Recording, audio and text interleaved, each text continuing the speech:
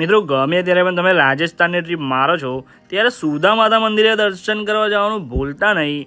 આ મંદિર લગભગ 900 વર્ષથી પણ વધારે જૂનું છે અને વિડીયો ગમે તો કોમેન્ટમાં જય સુદામાં લખી દેજો અને વિડીયોને શેર કરી દેજો. અહીંયા તમને રોકાવાની પણ સારી એવી સુવિધા મળી જાય છે અને મિત્રો જેવા તમે પગથિયા ચાલીને જાઓ છો તેવી જ અહીંયા તમને રોપવે મળે છે.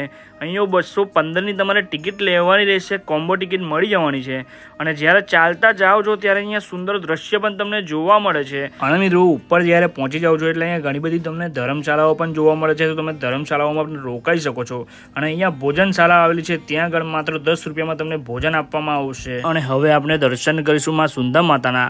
મિત્રો માં ચામુંડા માં સુંદા માતા તરીકે અહીંયા પૂજાય છે અને અહીંયાથી મંદિરનો બહારનો વ્યૂ તમે જોઈ શકો છો. કંઈક આ રીતનો ગજબનો જોવા મળે છે. વિડીયો ગમે હોય તો કોમેન્ટમાં જય સુદામાં લખી દેજો અને શેર કરી દેજો, ત્યાંથી બીજા ભક્તો જોડે જાય અને તે ભક્તો પણ દર્શન